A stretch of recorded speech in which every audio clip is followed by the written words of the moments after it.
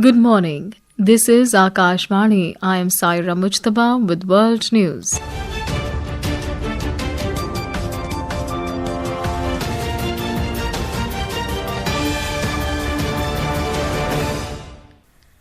The headlines. Canada Prime Minister Mark Carney says India is world's fastest growing major economy to meet business leaders in Mumbai today. Trump administration orders to stop using technology from AI developer Anthropic. Afghanistan calls for dialogue to resolve ongoing conflict with Pakistan.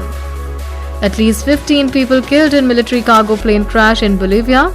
And in ICC Men's T20 World Cup, Sri Lanka to take on Pakistan in Super 8 clash in Palakkale. And now the news in detail. Canada Prime Minister Mark Carney has said that India is the world's fastest growing major economy. Mr. Carney said this in a social media post upon his arrival in Mumbai yesterday on his first official visit to India. He was received by Minister of Protocol and Marketing of Maharashtra, Jay Kumar Raval, at the airport.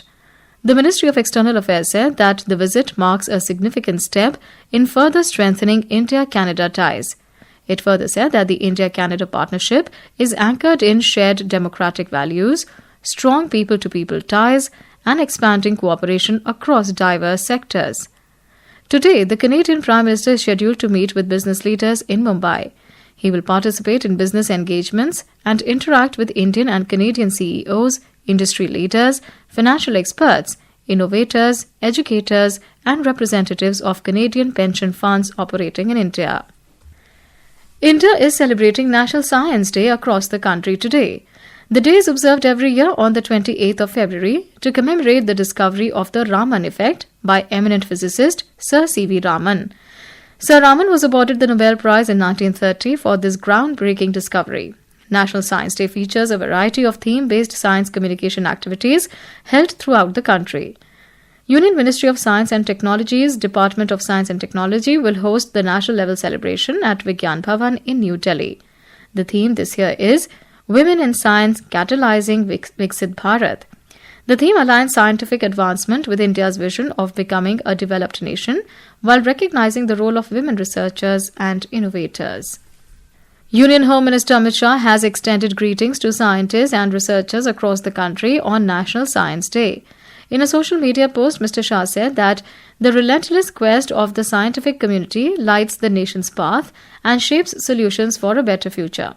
He expressed hope that the day would renew the zest and resolve to innovate, build, and craft the destiny of the nation. US President Donald Trump has directed every federal agency to immediately stop using technology from AI developer Anthropic. Trump wrote in a Truth Social post that they do not need it and will not do business with them again. Mr. Trump made the comments just before a deadline the Pentagon had given Anthropic to grant it unfettered access to the firm's AI tools.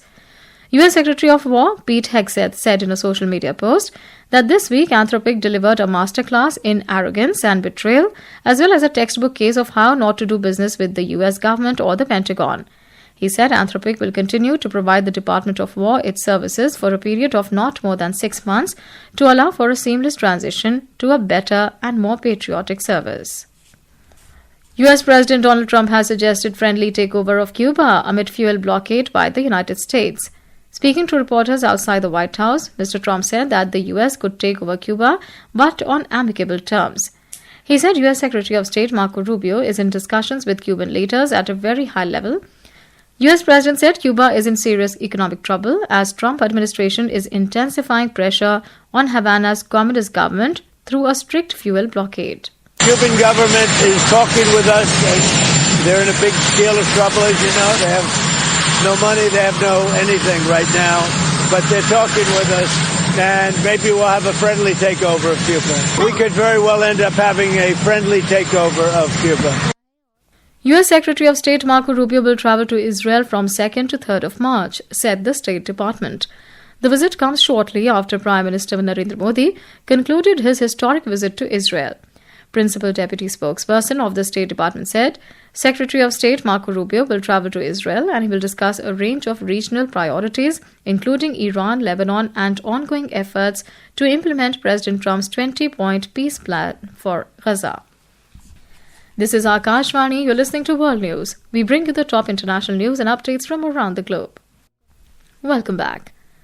Amidst escalating tensions in West Asia, the U.S. State Department has authorized the departure of non-emergency government personnel and their families from Israel, even as it retained its Level 3 advisory, urging Americans to reconsider travel to Israel and the West Bank. In an updated travel advisory, the department said it had authorized the departure of non-emergency U.S. government personnel and family members of U.S. government personnel from Mission Israel due to safety risks.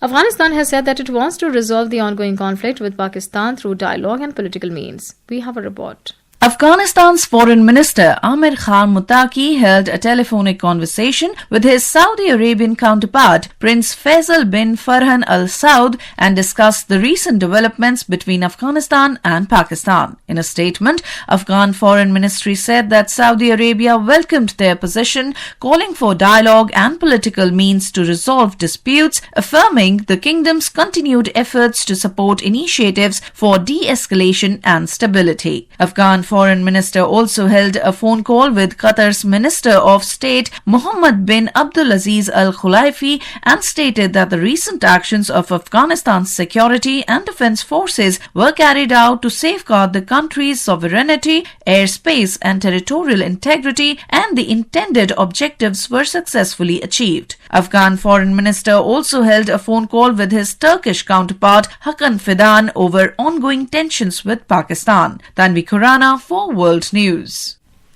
In Bolivia, at least 15 people were killed yesterday after a cargo plane carrying money crashed near Bolivia's capital. The aircraft struck vehicles in the city of El Alto, which is adjacent to La Paz, before coming to rest in a field. Debris from the aircraft destroyed cars and bodies littered the road. According to TOAR, at least 15 vehicles were involved. Firefighters managed to extinguish the flames engulfing the aircraft. The plane, a Hercules aircraft belonging to the Bolivian Air Force, was transporting new banknotes from the central bank to other cities, and a large number of bills scattered on the ground at the crash site. Akashvani News has started a new series, Prakriti Ki Baat, Akashvani Ke Saath.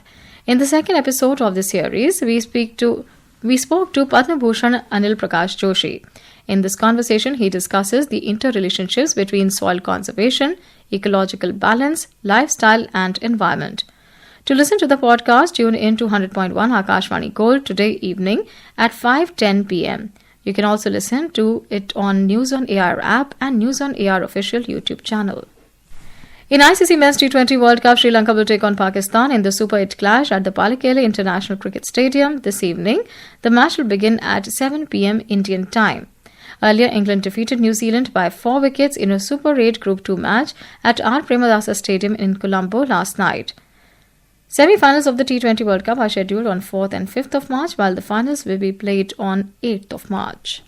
And now, before we close, here are the highlights of the bulletin.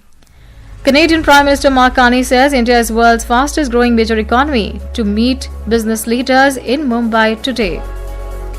Trump administration orders to stop using technology from AI developer Anthropic. Afghanistan calls for dialogue to resolve the ongoing conflict with Pakistan. At least 15 people killed in military cargo plane crash in Bolivia. And in international cricket, in ICC Men's T20 World Cup, Sri Lanka to take on Pakistan in Super 8 clash in Pallekele. That's all in world news, but you stay tuned to Akashvani.